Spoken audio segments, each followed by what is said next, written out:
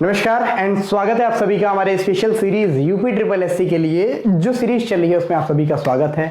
And आपकी तैयारियों को अंतिम रूप देने के लिए हम लोग लाए हैं बहुत सारे क्वेश्चंस की सीरीज और उसके साथ ही वो सारे कॉन्सेप्ट जो आपके एग्जामिनेशंस के लिए मोस्ट इंपॉर्टेंट होने वाले हैं। चलिए खैर, आज हम लोग क्या देखेंगे, आज हम लोग अपने क्वेश्चंस को देखेंगे जो डायरेक्टली पिक किए गए हैं हमारे पिछली वाली क्लासेस से। हमने पिछली वाली क्लासेस ली थी कौन सी, जियोग्राफी में हम लोगों ने चट्टानों के बारे में पढ़ा था, हम लोगों ने पढ़ा था भूकंप के बारे में, हम लोगों ने ज्वालामुखी के बारे में पढ़ा था और उसके साथ ही हम लोगों ने क्या पढ़ लिया था, हम लोगों ने इसके साथ ही पृथ्वी की आंतरिक संरचनाओं के बारे में भी पढ़ाई की थी। तो खैर ये सब कुछ तो हम लोगों ने पढ़ाई की थी पिछले क्लास में। और पिछली क्लास में एक वादा मैं दे करके गया था आपके साथ कि इन सारे क्वेश्चंस पे आपके लिए एमसीक्यूज यानी मल्टीपल चॉइस क्वेश्चंस और ऐसे क्वेश्चंस जो पिछले कई सारे एग्जामिनेशंस में पूछे गए हैं उन सारे क्वेश्चंस को आपके सामने लेके आऊंगा। तो बिल्कुल उसी वादे को निभाते हुए हम लोग लेके आए हैं आपके लिए बहुत सारे क्वेश्चंस की सीरीज। पूरा एंजॉय कीजिए, पूरा आंसर दीजिए, मेहनत कीजिए। स्टार्ट करते हैं अपनी क्लासेस को बिना किसी रुकावट के। पहला क्वेश्चन आपकी स्क्रीन पे आ चुका है। क्वेश्चन है सिस्मोग्राफी का किसका विज्ञान है, सिस्मोग्राफी किसका विज्ञान है। ऑप्शन नंबर ए नदियां, ऑप्शन बी भूकंप, ऑप्शन सी पर्वत या ऑप्शन डी ज्वालामुखी। एंड आप सभी को पता है सिस्मोग्राफी हम बोलते हैं किसके, सिस्मोग्राफी हम बोलते हैं किसको बोलते हैं, यह हम भूकंप के विज्ञान को बोलते हैं जिसको कि हम लोग सिस्मोग्राफी के नाम से जानते हैं। मैंने लास्टली भी आपको पढ़ाया था सिस्मोलॉजी किसे कहते हैं, भूकंप के बारे में जो हमारी जानकारी होती है, अध्ययन होती है, सिस्मोलॉजी कहते हैं। सिस्मोग्राफी किसे कहते हैं, तो भूकंप के विज्ञान को हम लोग सिस्मोग्राफी कहते हैं। ठीक है, सिस्मोग्राफ पे क्या होता है, तो इस पे हम लोग नापते हैं किसके, भूकंप की तीव्रता नापते हैं। तो ये सब कुछ आप रिलेट करके ध्यान में रख सकते हैं जो आपके लिए मोस्ट इंपॉर्टेंट है। चलिए अगले क्वेश्चन की तरफ मूव करते हैं। आप लोग खुद भी आंसर करते रहिए। देखिए ये सारे क्वेश्चंस आपके लिए इंपॉर्टेंट है, इसलिए आप खुद भी क्वेश्चंस का आंसर करते रहेंगे जिन क्वेश्चंस का आंसर आपको आता होगा। बहुत ज्यादा टाइम नहीं दूंगा मैं, बस क्वेश्चंस आए आपको मिनिमम मतलब मैक्सिमम आपको 2 से 5 सेकंड के अंदर आंसर करना है। ए बी सी और D, what will you answer, तुरंत उसको छाप दीजिएगा अपने कमेंट सेक्शन में। नेक्स्ट क्वेश्चन है भूकंप के अध्ययन को क्या कहा जाता है, टोपोलॉजी, हाइड्रोलॉजी, लिम्नोलॉजी या साइमोलॉजी। और आंसर आपका क्या हो जाएगा, डी यानी साइमोलॉजी कहा जाता है हमारे कौन से, भूकंप के अध्ययन को। नेक्स्ट क्वेश्चन की तरफ हम मूव करते हैं। नेक्स्ट क्वेश्चन आपके सामने है। क्वेश्चन पूछ रहा है भूकंप का कारण क्या है। और ध्यान रखिएगा ये कोई मामूली क्वेश्चंस नहीं है, ये सारे क्वेश्चंस आपके प्रीवियस ईयर किसी भी एग्जामिनेशंस में आए हुए हैं। आगे आपको रेफरेंस भी मिलेगा किन किन एग्जामिनेशंस में आए हुए ये क्वेश्चंस हैं। जैसे क्वेश्चन पूछा भूकंप का कारण क्या है, भू का परिभ्रमण, भू का घूर्णन, टेक्टोनिज्म या फिर अनाच्छादन। चारों में से ऑप्शन क्या होगा, ए बी सी या डी। आंसर हो जाएगा आपका सी, टेक्टोनिज्म। रीजन है जो हमारी टेक्टोनिज्म, आपने प्लेट टेक्टोनिक्स की थ्योरी जो पढ़ी होगी उसमें भी आपको बताया गया था कि इस चीज के बारे में, जो हमारी प्लेट्स हैं ये आपस में एक दूसरे के ऊपर टकराती रहती हैं जिसे प्लेटों की टेक्टोनिक्स बोली जाती है, प्लेटों का टकराव बोला जाता है। जिसमें क्या होता है, एक ऐसा प्लेट जिसका घनत्व कम हो यानी जिसकी डेंसिटी कम हो वो ऊपर उठ जाती है, और ऐसा प्लेट जिसकी डेंसिटी ज्यादा हो, जिसका घनत्व ज्यादा हो, वो नीचे दब जाती है। और इससे टेक्टोनिक्स की मतलब एक कंडीशन क्रिएट होती है। ये क्या होती है, ये प्लेट्स एक दूसरे पे स्लाइड करती हैं और इससे क्या होता है, भूकंप हमें महसूस होता है। ये सब कुछ मैंने आपको बताया था। चलिए नेक्स्ट क्वेश्चन की तरफ हम मूव करते हैं। क्वेश्चन नंबर 4 है भूकंप का कारण है। एक और क्वेश्चन इसी पे बेस करके, भूकंप का कारण एक और है, 4 ऑप्शंस और। भूपृष्ठ में विक्षोभ, भूपर्पटी की परतों का समायोजन, शैल तंत्र का टूटना या शैलों का ऊपर उठना। फिर से आप चारों ऑप्शंस को देखिए। ऑप्शन ए है भूपृष्ठ में विक्षोभ, ऑप्शन बी है भूपर्पटी यानी कि क्रस्ट की बात कर रहा है ये, इसकी परतों का समायोजन, समायोजित कर देने का, ठीक है, कॉम्बिनेशन कर रहा है। सी शैल तंत्र का टूटना, शैल मतलब रॉक्स होती हैं चट्टानों की बात, शैलों का ऊपर उठना यानी कि अपलिफ्टिंग ऑफ रॉक्स। तो इसमें से आंसर क्या हो जाएगा आपका, आंसर इज ए यानी कि जो हमारा भूपृष्ठ होता है इसमें विक्षेप, क्रस्ट में विक्षेप होता है जिसकी वजह से भूकंप के जो है रीजंस क्रिएट होते हैं। आपको पता है प्लेट्स हमारी जो अपर सरफेस पे होती है इससे प्रॉब्लम क्रिएट होती हैं। 3 तरह के वेव्स के बारे में मैंने बताया था, आगे क्वेश्चंस में हम इसको भी डील करेंगे। नेक्स्ट क्वेश्चन आपके सामने है निम्नलिखित भूवैज्ञानिक परिघटनाओं यानी जियोलॉजिकल फिनोमिनन पर विचार कीजिए। आपके कुछ जियोलॉजिकल फिनोमिनन दिए हुए हैं, कुछ भूवैज्ञानिक परिघटनाएं दिए हुए हैं। जैसे बोला है भ्रंश का विकसित होना, दूसरा है भ्रंश के साथ गतिशीलता, तीसरा है ज्वालामुखी उद्गार के द्वारा उत्पन्न प्रतिघात, और चौथा है चट्टानों का वलन, चट्टानों का वलन। क्वेश्चन पूछ रहा है निम्नलिखित में से भूकंप के कारण कौन से हैं?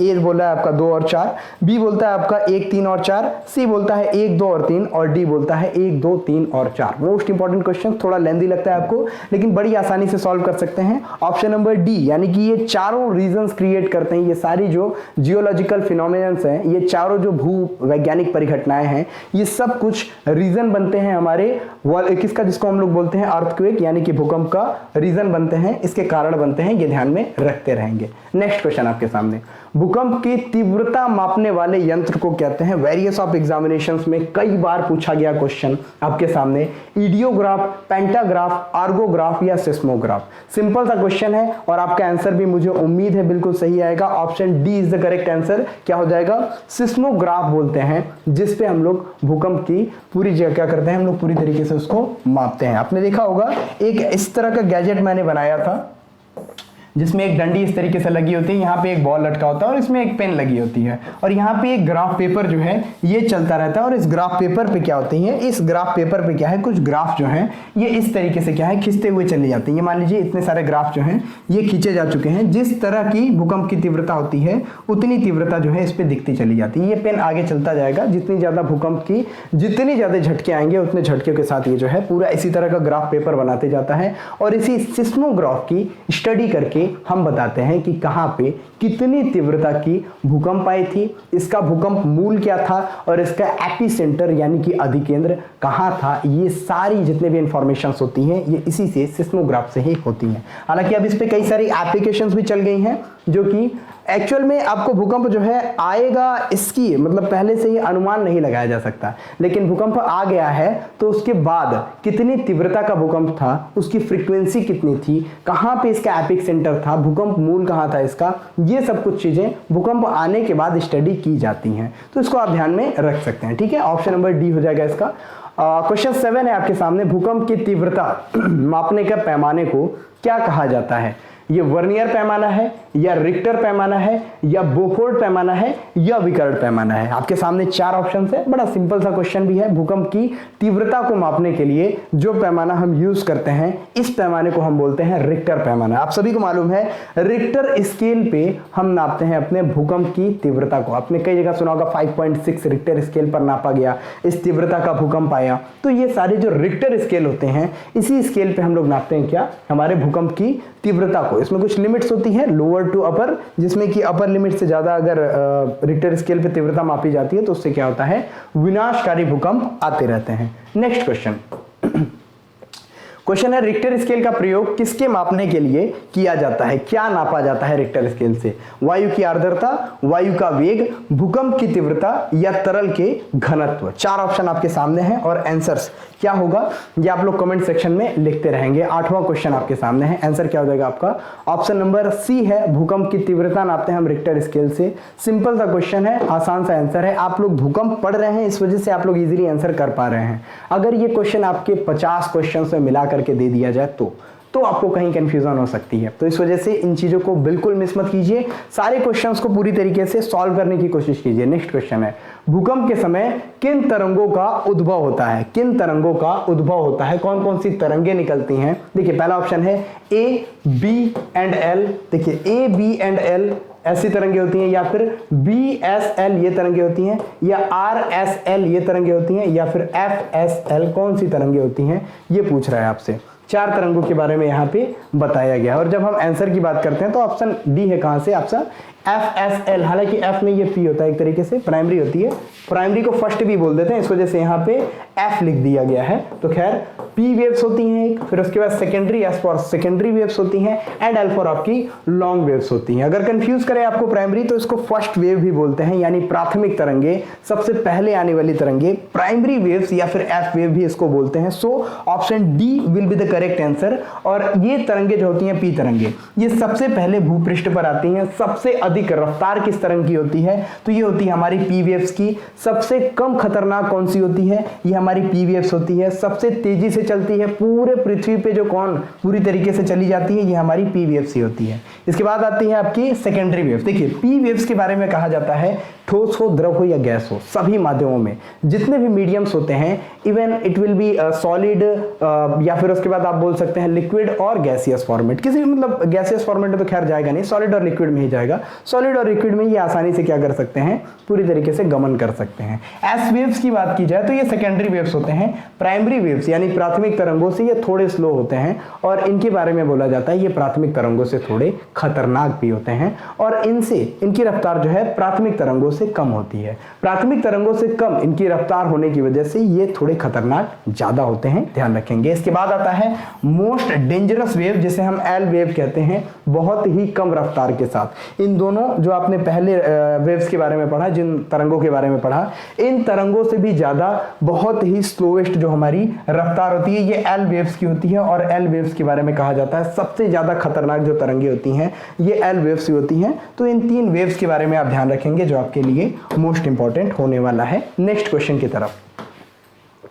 क्वेश्चन है उद्गम केंद्र के भू सतह पर उसके निकटतम स्थान को क्या कहते हैं। उद्गम क्षेत्र का मतलब क्या है, जहां से भूकंप को क्या है पता चला कि भूकंप सबसे पहले जहां पे आ रहा है, जिसको हमने क्या बोला था, भूकंप मूल बोला था, उसी को उद्गम केंद्र की बात कर रहे हैं। जहां से भूकंप का क्या हो रहा है, उत्थान हो रहा है, जहां से भूकंप क्रिएट हो रहा है, जहां पे प्लेट जो है खिसक रही हैं। उद्गम क्षेत्र, उद्गम केंद्र के जो भू सतह का क्षेत्र होगा, मान लीजिए ये हमारा पृथ्वी है। क्वेश्चन को समझ लीजिए। सबसे पहले क्या होता है, क्वेश्चन कभी कभी हमको समझ में नहीं आता है, समझ में ना आए तो उसको एक बार सोच लीजिए, दिमाग में इमेज बनाइए। ये हो गया उद्गम केंद्र और इसके पास से जब भी वेव चलेंगे तो सबसे पहले जो सबसे पास में इसके जो है अर्थ सरफेस पाएगा, यानी पृथ्वी की जो सतह पाएगी, यहीं पे हमारा क्या है, एपिक सेंटर होगा। यहीं पे हमारा एपिक सेंटर होगा और उसी की बात कर रहा है। ये जो निकटतम स्थान है इसको क्या कहते हैं, एपिक सेंटर कहते हैं। किस नाम से, तो इसको क्या उद्गम केंद्र कहते हैं, अंतः केंद्र कहते हैं, अधिकेंद्र कहते हैं या परिकेंद्र कहते हैं। 4 ऑप्शंस हैं, उद्गम केंद्र, अंतः केंद्र, अधिकेंद्र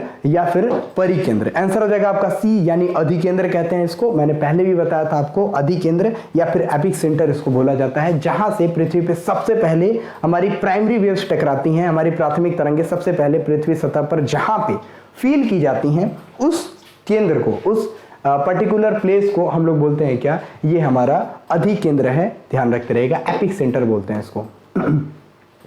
क्वेश्चन 11 पे आ गए हम लोग। क्वेश्चन है हमारा, पृथ्वी की सतह पर भूकंप के केंद्र के ठीक ऊपर के बिंदु को क्या कहते हैं। भूकंप के पृथ्वी की सतह पे जो है भूकंप का केंद्र जो है, उसके केंद्र के ठीक ऊपर के बिंदु को क्या कहते हैं, मध्य केंद्र, मूल केंद्र, उत्केंद्र या अंतः केंद्र। 4 ऑप्शन, मध्य केंद्र, मूल केंद्र, उत्केंद्र या अंतः केंद्र। And the answer is C, यानी उत्केंद्र कहते हैं पृथ्वी सतह पे जहां पे भूकंप का केंद्र है हमारा पृथ्वी सतह पे, यानी भूकंप का केंद्र है हमारा अंदर साइड में और उसके जस्ट ऊपर का जो पोर्शन है इसको हम क्या बोल रहे हैं, इसको हम बोल रहे हैं उत्केंद्र।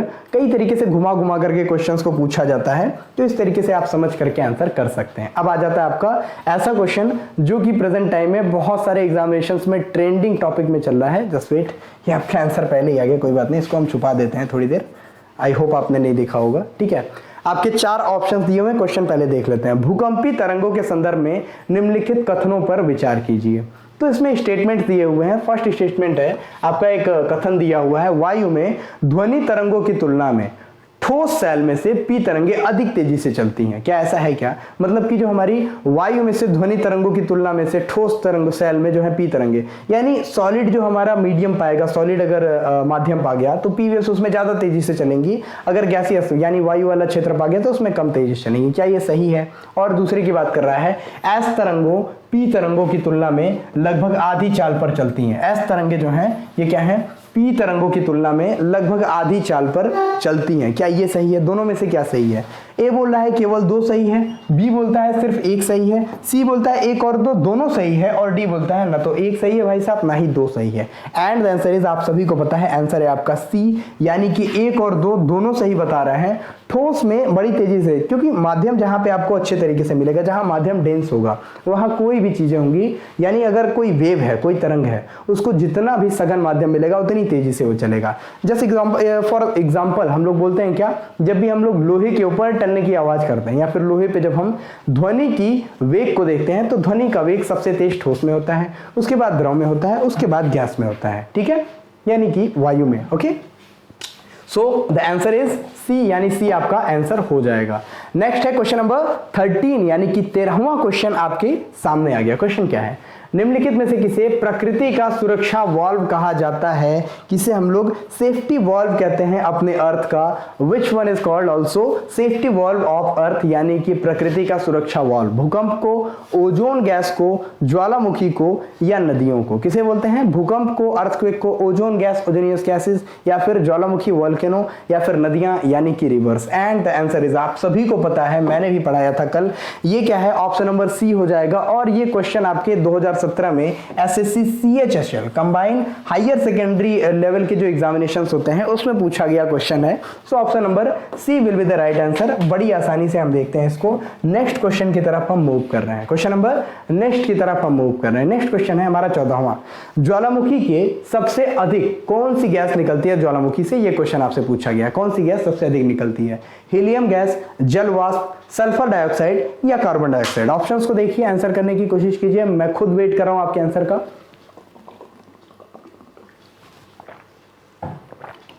ओके, तो चार ऑप्शंस आपके क्या हैं? हीलियम गैस, जल वाष्प, जल वाष्प को क्या बोलते हैं हम लोग? ठीक है, जल वाष्प। उसके बाद क्या है आपका? सल्फर डाइऑक्साइड या फिर कार्बन डाइऑक्साइड। ठीक है, आंसर कौन सा हो जाएगा आपका? आंसर आपके जस्ट वेट, आंसर आपका क्या हो जाएगा? बी हो जाएगा, यानी जल वाष्प। सबसे ज्यादा मात्रा में क्या निकलता है हमारा? सबसे ज्यादा मात्रा में निकलता है जल वाष्प, क्योंकि अचानक से बहुत सारा हीट अंदर से आता है, बहुत सारी गैसेस निकलती हैं। और आप भी देखते हैं जब भी ज्वालामुखी फूटते हुए आप देखेंगे धुआं बहुत ज्यादा हो जाता है। ये होता क्या है? ये जलवाष्प होता है, क्योंकि आपको भी पृथ्वी की संरचना मालूम है। पृथ्वी पे जल बहुत अधिक मात्रा में है, बीच में भी अंडर वाटर के जो हमारे जल होते हैं वो भी गर्म होकर के जलवाष्प बन के उठना शुरू हो जाते हैं, और अंदर का जो मैग्मा होता है वो बाहर आके लावा की तरह आ जाता है। देखिए, ये क्वेश्चन आपके झारखंड पीसीएस प्री में पूछा गया था 2013 में, एंड आईएएस 2003 में ये क्वेश्चन पूछा गया था। हालांकि उस समय उतने ज्यादा सब्जेक्टिव क्वेश्चंस टाइप के नहीं डाले जाते थे, मतलब बहुत ज्यादा आपके लेंथी क्वेश्चंस नहीं डाले जाते थे आईएएस के लेवल पे। ये 2013 के बाद से जो चेंजिंग हुई थी वो तो आप सभी लोग जानते ही हैं। खैर, आगे चलते हैं नेक्स्ट क्वेश्चन की तरफ। आंसर कौन सा होगा आपका? बी, यानी कि जलवाष्प। नेक्स्ट क्वेश्चन है, ज्वालामुखियों के संबंध में निम्नलिखित में से कौन सा कथन सही नहीं है? आपके कुछ स्टेटमेंट्स दिए गए हैं और उन स्टेटमेंट जो आपको पढ़ना है उन स्टेटमेंट्स को आप लोग देख लीजिए ध्यान से। ऑप्शन ए आपका बोल रहा है आसपास के क्षेत्र, किसके बारे में बताना है? ये हमें बताना है ज्वालामुखी यानी वोल्केनोस के बारे में। आसपास के क्षेत्र उच्च भूमि, लावा रिज जिसको कटक बोलते हैं, या फिर में जो है पूरी सॉरी ये क्या है? में रह जाते हैं, इस तरीके से, ऐसे नॉर्मली है, कुछ स्पेलिंग मिस्टेक है, कोई बात नहीं।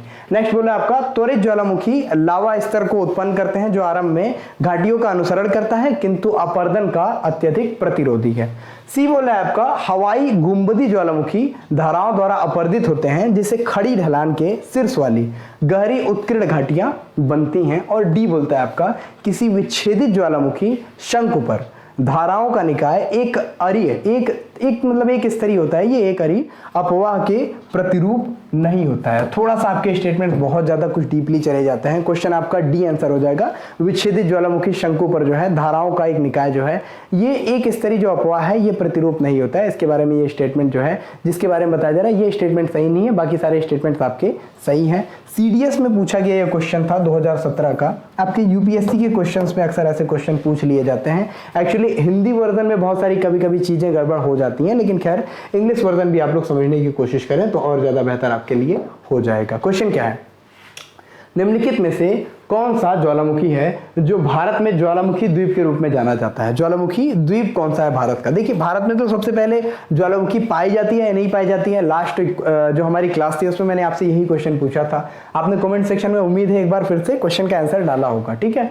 और आंसर्स में आपके चार ऑप्शन है, little Nicobar, little Andaman, great Nicobar या बैरन द्वीप। बैरन मतलब बंजर होता है, ठीक है। चार ऑप्शन आपके सामने हैं, किसमें है भारत का ज्वालामुखी और भारत का ज्वालामुखी द्वीप कौन सा कहा जाता है? आपका आंसर हो जाएगा कौन सा? डी हो जाएगा। यूपी पीसीएस के प्रीलिम्स में आपका पूछा गया क्वेश्चन था 2015 में, और इस क्वेश्चन का आंसर कौन सा था? बैरन द्वीप। ये ध्यान में रखते रहिएगा। बैरन द्वीप में क्या है? इसको हम लोगों का ज्वालामुखी द्वीप कहा जाता है भारत का। पूरे भारत में ज्वालामुखियां जो पाई जाती है हमारे इन्हीं एरियाज में, अंडमान निकोबार वाले द्वीप में पाई जाती हैं। ये ध्यान में रखेंगे, ठीक है। नेक्स्ट क्वेश्चन है, एक और चीज आपको मैं बता दूं अंडमान निकोबार के बारे में। जब हम अपने बात करते हैं नेशनल पार्क्स के बारे में, किसके?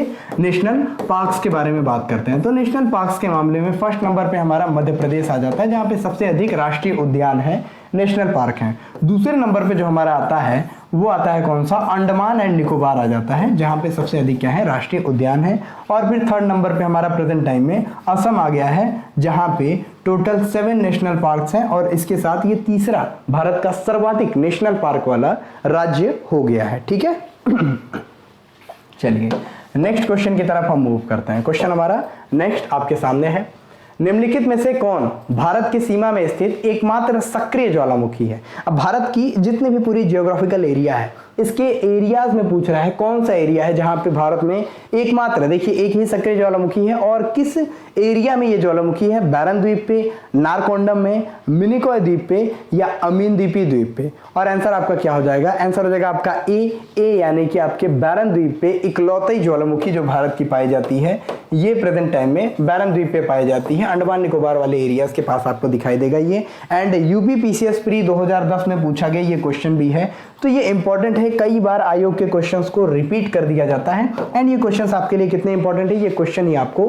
खुद ही बता देते हैं। क्वेश्चन 18 आपके सामने, भारत में एकमात्र सक्रिय ज्वालामुखी बैरन आइलैंड ये कहां पर स्थित है, अब ये बताइए। एक ही क्वेश्चन को घुमा घुमा के कई बार पूछा गया, आप खुद देख रहे हैं। वेरियस ऑफ एग्जामिनेशंस में ऐसे ही क्वेश्चंस को पिक किया जाता है ताकि आप लोग देखते रहें क्या आपकी ट्रेंडिंग है, आप लोग समझ सकें क्या क्या एग्जामिनेशंस में आने वाले क्वेश्चन।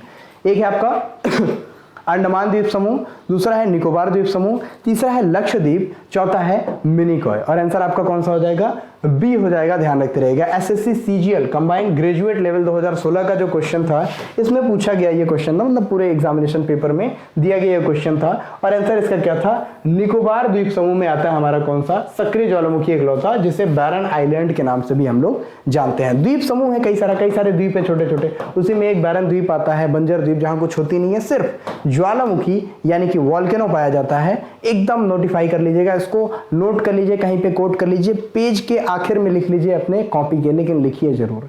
नेक्स्ट क्वेश्चन की तरफ, भारतीय क्षेत्र में स्थित 2 ज्वालामुखी द्वीप हैं, ये तो पता है, ठीक है। कौन कौन से वो 2 ज्वालामुखी द्वीप हैं ये आप बताइएगा। एक सक्रिय ज्वालामुखी तो आपने देख लिया, एक और ज्वालामुखी है, कहां पे है, तो 4 ऑप्शंस, कावरत्ती एवं न्यूमुर, सेकंड है आपका पंबन एवं बैरन, सी है आपका बैरन एवं नारकोंडम, डी है आपका ग्रेट अंडमान व लिटिल निकोबार। आंसर सी हो जाएगा आपका, यानी कि हमारा बैरन और नारकोंडम, बैरन एंड नारकोंडम, ये जो 2 हमारे आइलैंड्स हैं, ये 2 आइलैंड्स यानी कि 2 हमारे क्या ज्वालामुखी मतलब द्वीप जो हैं, ये ज्वालामुखी द्वीप के रूप में जाने जाते हैं। और इसके बारे में बता दें तो खैर एसएससी सीएचएसएल 2017 में भी पूछा गया ये क्वेश्चन था, तो खैर ध्यान रखेंगे एसएससी जिन क्वेश्चंस को पिक कर रहा है अक्सर वो सारी क्वेश्चंस ट्रेंडिंग में होती हैं, तो उसको आप ध्यान रखेंगे। 20वां क्वेश्चन, विश्व का सबसे ऊंचा ज्वालामुखी पूछ रहा है पर्वत, कोटोपैक्सी है। विश्व का सबसे ऊंचा ज्वालामुखी पर्वत की बात कर रहे हैं, सबसे ऊंचे पर्वत की बात करेंगे तो हमारा कौन सा हो जाएगा, हिमालय में स्थित माउंट एवरेस्ट हो जाएगा पर्वत चोटी, 8,848 मीटर सबसे लंबी सबसे ऊंची हाइट है। लेकिन यहाँ पूछ रहा है क्या, विश्व का सबसे ऊंचा ज्वालामुखी पर्वत, ज्वालामुखी जिसमें से निकल रही है, कोटोपैक्सी पूछ रहा है। कहाँ स्थित है, जापान में स्थित है क्या, या फिर फिलीपींस में, या इक्वेडोर में, या हवाई द्वीप में। 4 ऑप्शंस आपके सामने, जापान, फिलीपींस, इक्वेडोर या हवाई द्वीप। एंड द आंसर इज आपका सी हो जाएगा, सीएचएसएल 2017 का ही पूछा हुआ क्वेश्चन है। एंड ऑप्शन आपका सी यानी कि इक्वेडोर में ये स्थित है, जिसको आप ध्यान में रख सकते हैं। साउथ अमेरिका कॉन्टिनेंट को जब आप देखेंगे, इसको इस तरीके से आप देखते हैं तो यहाँ आपको दिखेगा क्या, इक्वेडोर में सबसे ऊंचा ज्वालामुखी कोटोपैक्सी के रूप में ये देखने को हमें मिलता है। इस एरिया में कुछ आपको दिखाई देगा, यहीं से आपको चिली दिखाई देगा, ठीक है, ये ध्यान में रखते रहेगा। एंडीज पर्वत श्रेणी भी आपको यहीं पे दिखाई देती है पूरी तरीके से, और इसी के ऊपर आपको नॉर्थ अमेरिका मिल जाता है। नॉर्थ अमेरिका ऐसे थोड़ा सा बनाया हूं मैंने, हालांकि बहुत ज्यादा लंबा चौड़ा पूरी आएगा। इसके जिस एरिया में ये जो पर्वत श्रृंखला पाई जाती है, इसे रॉकीज माउंटेन श्रेणी, रॉकी पर्वत श्रृंखला कहा जाता है, ठीक है। तो ये सब चीजें आपके लिए जो इंपॉर्टेंट है वो सब कुछ आप लोग क्या करते रहिए, कोट करते रहिए, लिखते रहिए। बहुत सारे इंपॉर्टेंट क्वेश्चन नेक्स्ट आपके सामने। क्वेश्चन नंबर 21, क्वेश्चन क्या है, निम्नलिखित में से किसको ज्वालामुखी पर्वतमाला कहा जाता है। यानी कि ऐसी ऐसी पर्वतमाला है, ऐसी पर्वत श्रृंखला है जहां पे ज्वालामुखियां सबसे अधिक पाई जाती हैं। 4 ऑप्शन है, परिप्रशांत कटिबंध, नेक्स्ट है मध्य महाद्वीपीय कटिबंध, नेक्स्ट है हिंद महासागरीय कटिबंध, और डी है आंध्र महासागरीय कटिबंध। देखिए कटिबंध क्या होते हैं, ये एक तरीके के एरियाज होते हैं जो पूरी तरीके से क्या है, कवर करते हैं पूरे पोर्शंस को, और जिसको ज्वालामुखी पर्वतमाला के रूप में जाना जाता है।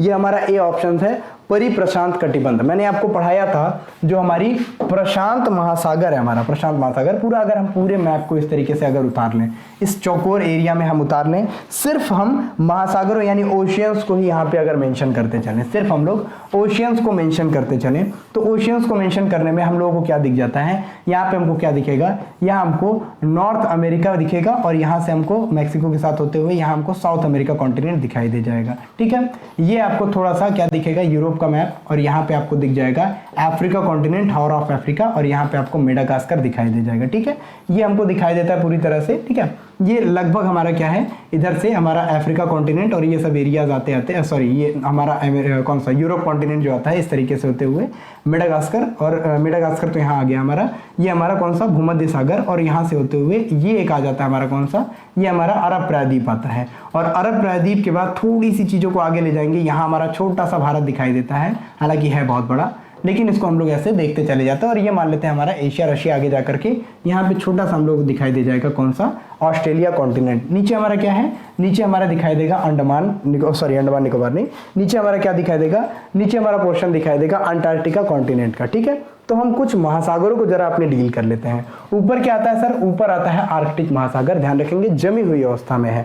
बीच में क्या सबसे बड़ा कौन सा महासागर आता है, ये आता है हमारा कौन सा, प्रशांत महासागर, पैसिफिक ओशियन आता है, ये ध्यान में रखते रहेंगे, सबसे बड़ा गोल आकार में आता है, ये घूम करके मिल जाएगा आपको पता है उधर साइड से, ये प्रशांत महासागर है, और यहीं पे बहुत सारी ज्वालामुखियां पाई जाती हैं, बहुत सारे द्वीप पाए जाते हैं, इसीलिए इसे रिंग ऑफ फायर भी बोला जाता है, इसे क्या बोला जाता है, ज्वालामुखी पर्वतमाला के रूप में भी जाना जाता है। और ये हमारा कौन सा है, परिप्रशांत कटिबंध, परिप्रशांत यानी प्रशांत महासागर के चारों तरफ घिरा हुआ जो कटिबंध है, इसकी बात यहाँ की जा रही है। इसके अलावा दूसरे नंबर पे जो सबसे बड़ा हमारा कौन सा है, जो हमारा महासागर है, इसे हम लोग बोलते हैं अटलांटिक ओशियन। एस आकार में ये पाया जाता है। देखिए आकार आपसे कभी कभी पूछ लेगा, आकार पूछे तो ओ आकार में कौन सा हमारा महासागर पाया जाता है, पैसिफिक ओशियन यानी प्रशांत महासागर। एस आकार में कौन सा हमारा महासागर पाया जाता है, अटलांटिक ओशियन, अटलांटिक महासागर।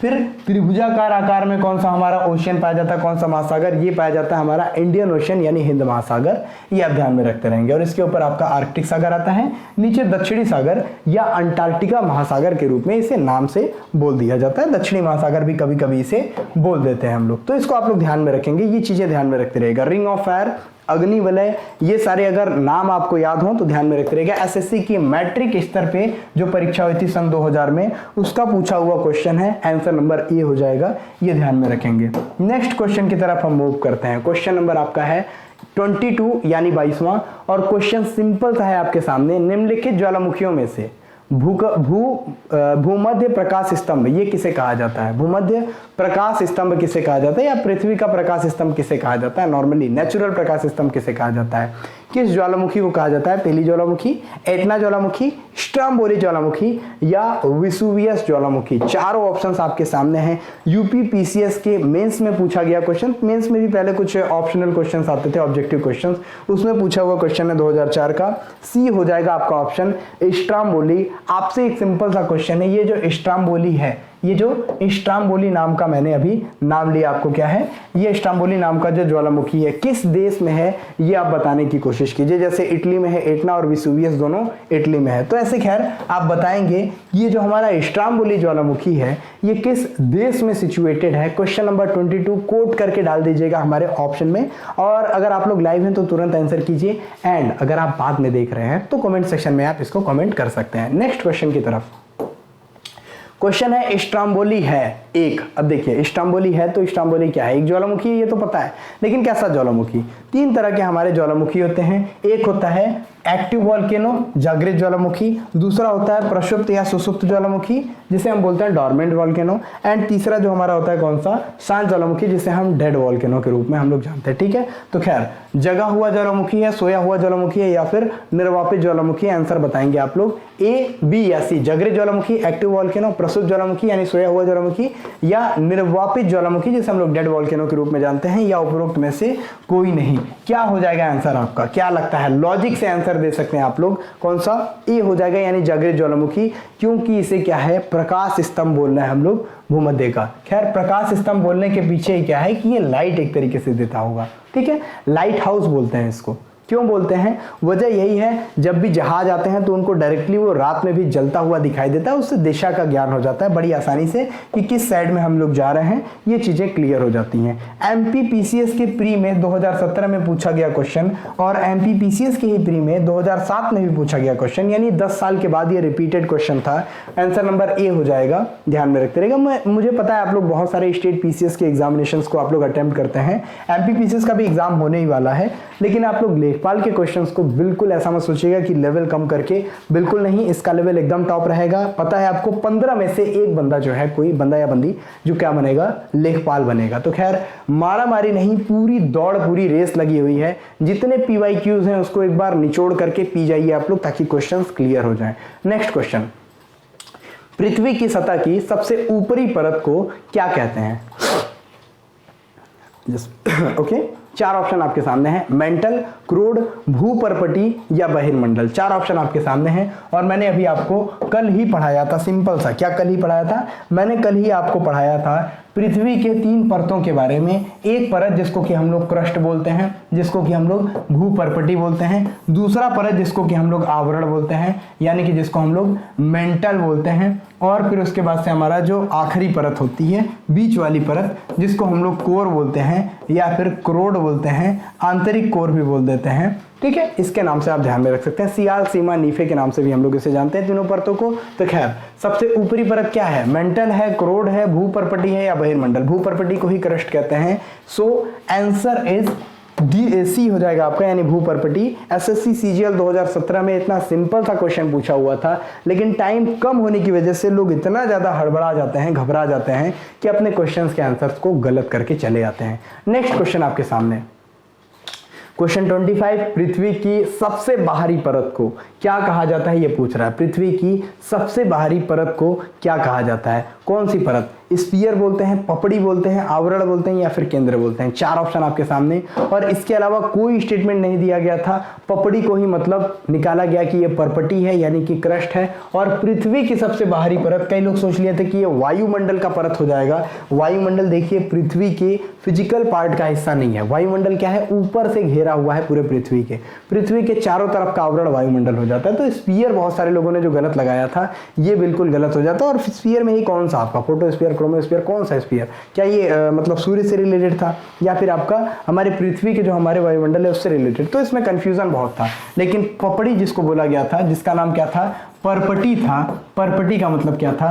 क्रस्ट था, जिसको हम लोग भू परपटी के नाम से जानते हैं। तो क्रस्ट आपका राइट आंसर हो गया था। So B will be the right answer. SSC CHSL 2016 में कंफ्यूज करने के लिए दिया हुआ ये क्वेश्चन था, ये ध्यान में रखते रहेंगे। कभी कभी स्टेटमेंट्स को जानबूझ करके क्लियर नहीं लिखा जाता है, ताकि आप लोग कितना अपना लॉजिक लगा सकते हैं ये कुछ देखा जा सके।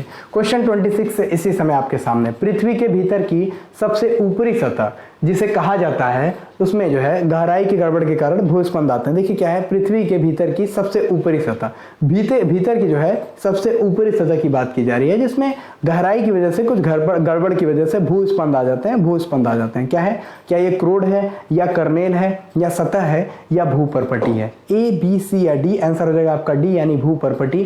क्रस्ट की बात यहाँ पे की जा रही है, सबसे ऊपरी सतह है जिसमें क्या है, गहराई में गड़बड़ी के कारण क्या है, भूस्पंद कभी कभी आ जाते हैं, कभी कभी इसमें। तो क्रस्ट की बात यहाँ कर रहे हैं, डी में। एसएससी सीएचएसएल 2017 का ये क्वेश्चन था, ध्यान में रखेंगे।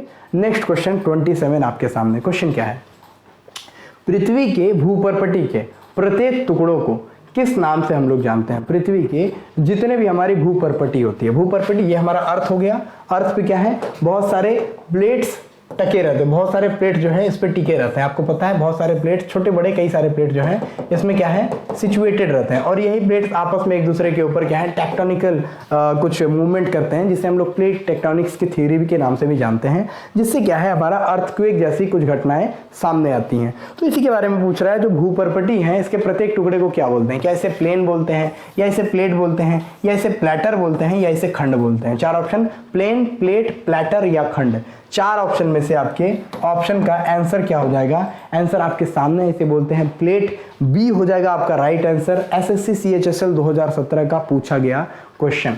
नेक्स्ट क्वेश्चन आपके सामने 28वां है, अधिकांश भूपर्पटी किस शैल से बनी हुई हैं? अधिकांश भूपर्पटी की बात पूछ रहा है, भूपर्पटी यानी क्रस्ट की बात पूछ रहा है। क्वेश्चन 4 ऑप्शन, आग्नेय शैलों से, कायांतरित शैलों से, अवसादी शैलों से या कार्बोनेट शैलों से।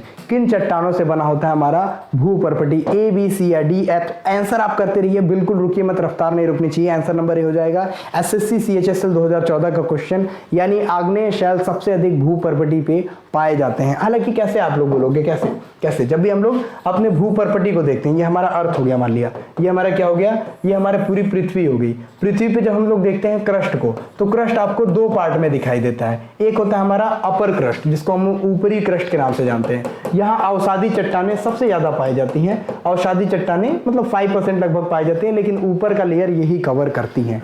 इसके नीचे हमारी आग्नेय चट्टानें पाई जाती हैं, जो कि मैक्सिमम पार्ट को कवर करता है।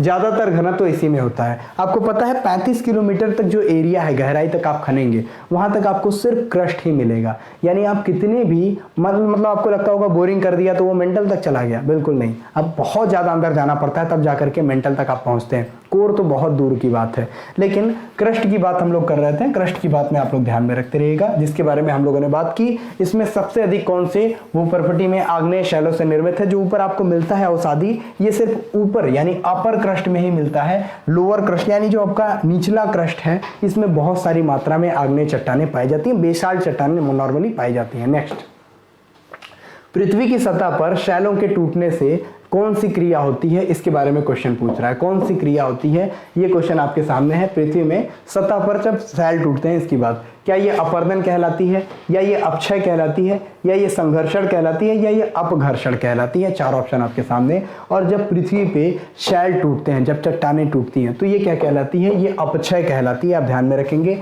जब भी पृथ्वी पे कई सारी चट्टानें रहेंगी, चट्टान है और मौसमों की घटनाओं की वजह से इसमें क्या है, क्रैकिंग्स पड़ने शुरू हो जाती हैं, दरार पड़नी शुरू हो जाती हैं, और ये क्या है, टूट करके बिखर जाते हैं कई सारे पार्ट्स में। बहुत सारे पार्ट्स इनके छोटे मोटे टूट करके इधर उधर गिरते हैं, और ये सभी पार्ट्स क्या होती हैं, कहलाती हैं कि ये अपक्षय हो गया। और फिर उसके बाद जब ये बह करके हवा से या किसी भी तरीके से एक जगह से दूसरी जगह जाती हैं, तो इसे हम बोल देते हैं अपर्दन। ध्यान में रखेंगे।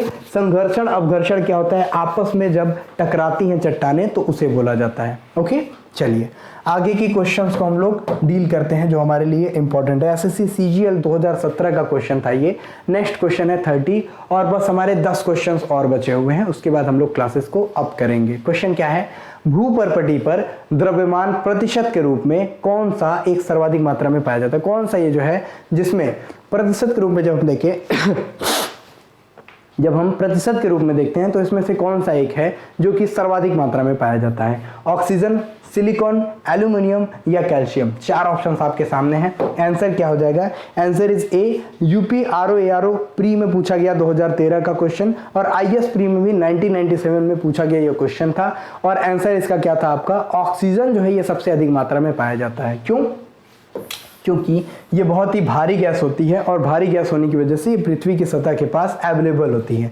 पृथ्वी की सतह के पास अवेलेबल होने के साथ ही ये इंसानों के लिए भी बहुत ज़्यादा जरूरी होती है, क्योंकि इंसान और वनस्पतियों को जीने के लिए मोस्ट इंपॉर्टेंट होता है क्या? हमें चाहिए होता है ऑक्सीजन, और इसी वजह से हम भू सतह पे आसानी से जी पाते हैं। और ऊपर जैसे जैसे एवरेस्ट की तरफ आप चलते चले जाएंगे, पर्वत की तरफ या ऊपर की तरफ जाएंगे, तो ऑक्सीजन की कमी आपको फील होती है, जस्ट बिकॉज ऑक्सीजन एक सॉलिड गैस है, मतलब थोड़ी सी भारी गैस है, थोड़ी वेटफुल गैस है, तो ये ज़्यादा गहराई पे पाई जाती है, मतलब नीचे ज़्यादा पाई जाती है।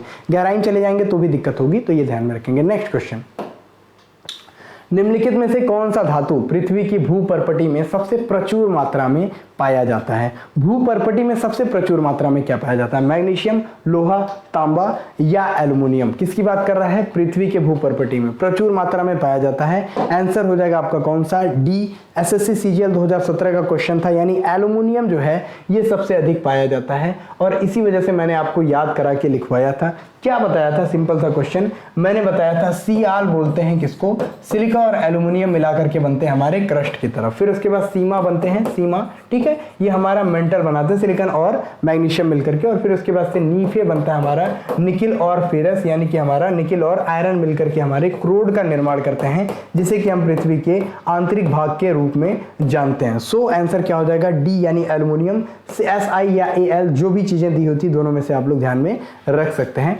नेक्स्ट क्वेश्चन की तरफ हम मूव करते हैं। क्वेश्चन नंबर नेक्स्ट 32, पृथ्वी की पपड़ी में, पपड़ी यानी भूपर्पटी की बात कर रहे हैं यहाँ पे, इसमें मुख्य रूप से शामिल है, क्या इसमें बॉक्साइट शामिल है, या मैग्नीज शामिल है, या सिलिका शामिल है, या फिर आयरन शामिल है। 4 ऑप्शन आपके सामने। और पृथ्वी की जब पपड़ी यानी पर्पटी की बात करते हैं, यानी क्रस्ट की जब हम बात करते हैं, तो इसमें मुख्य रूप से मिलता है हमें सिलिका, CISI सिलिका, जिसे हमने बोला था SIAL, यानी कि SIAL सियाल, इसे हम लोग इसी वजह से कहते हैं क्योंकि मुख्य रूप से सिलिका और प्रचुर मात्रा में एल्यूमिनियम इसमें पाया जाता है। So answer number C will be the right answer. SSC CHSL 2016 का पूछा गया सिंपल सा क्वेश्चन नेक्स्ट आपके सामने आ रहा है। पृथ्वी की पपड़ी यानी पर्पटी का प्रमुख अंश मुख्य रूप से गठित होता है, किससे गठित होता है ये आप बताएंगे, किससे गठित होता है? ऑक्सीजन और आयरन से, या ऑक्सीजन और सिलिकॉन से, या सिलिकॉन और आयरन से, या सिलिकॉन और एल्युमिनियम से? ध्यान से रखिएगा इसको, O2 और Fe होता है क्या? ऐसे मैं लिख दूंगा तो आपको बड़ी आसानी से समझ में आ जाएगा।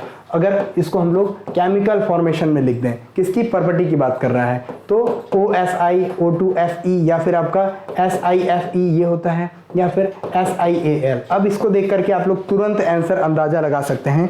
सियाल की बात कर रहा है, यानी सिलिकॉन और एल्युमिनियम पाए जाते हैं पृथ्वी के क्रस्ट में। सो डी हो जाएगा आपका राइट आंसर। SSC CHSL 2016 का पूछा हुआ क्वेश्चन।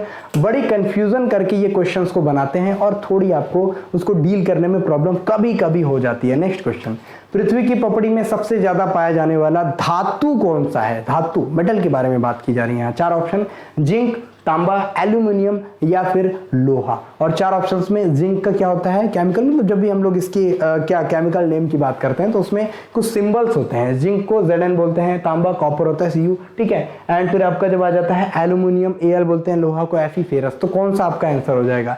आंसर इज आपका होगा सी, यानी कि एल्यूमिनियम। एक ही क्वेश्चन को घुमा घुमा करके CGL में पूछा गया क्वेश्चन 2016 में। कई तरीके से एक ही क्वेश्चन आपके सामने इसी तरीके से लाए जाते हैं। नेक्स्ट आ जाता है आपका, पृथ्वी का सर्वाधिक आयतन और द्रव्यमान कहाँ पे पाया जाता है? जब भी हम पृथ्वी के 3 परतों के बारे में बात करते हैं तो पूछता है सर्वाधिक भाग कौन सा एरिया कवर किया जाता है? क्या हमारा मेंटल है, या भूपर्पटी, बाह्य क्रोड, या आंतरिक क्रोड? मैंने आपको कल ही बताया, सिंपल सा आपने क्वेश्चन देखा होगा, समझ में आया होगा। मेंटल जो है हमारे पृथ्वी का 85% पार्ट कवर करता है, 85% पार्ट कवर करता है। और इसी मेंटल की बात की जाए तो ये सबसे अधिक एरिया में फैला होता है और यहीं पे मैक्सिमम जो मेटल्स वगैरह पाए जाते हैं यहीं पे पाए जाते हैं। क्रस्ट सबसे कम एरिया कवर करता है, मेंटल सबसे ज्यादा एरिया कवर करता है द्रव्यमान और आयतन के मामले में। और फिर आता है हमारा कोर, जहां पे पिघले हुए अवस्था में क्या पाया जाता है? मैग्मा पाया जाता है। इसको आप लोग ध्यान में रखेंगे। यूपीपीसीएस के प्री में 2009 का पूछा हुआ क्वेश्चन था, आपको पता है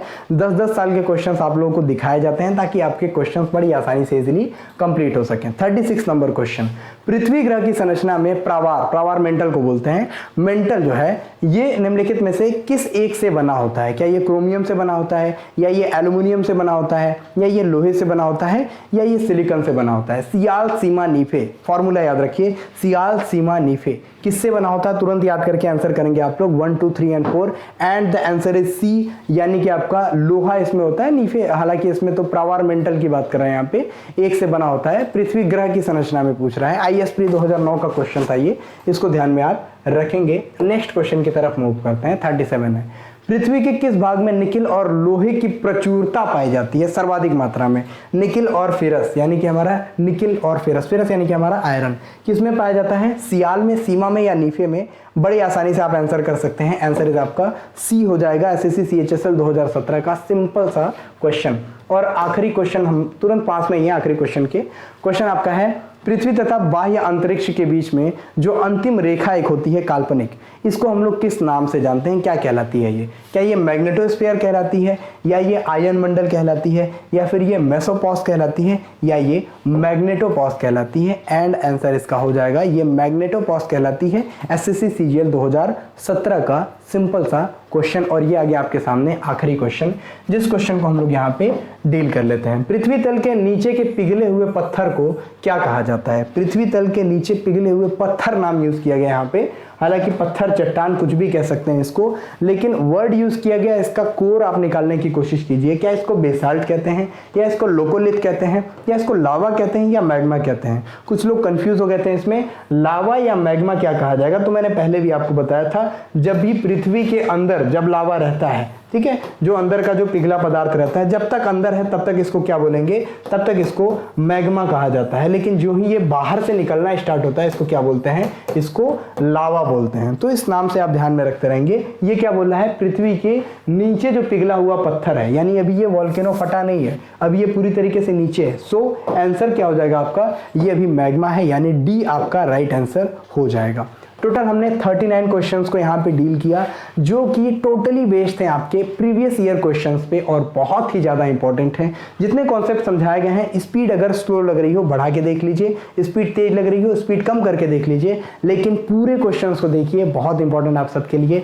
शुभकामनाएं, जय हिंद, भारत माता की जय। मिलते हैं अगले क्लासेस में पूरे जोश के साथ। जय हिंद।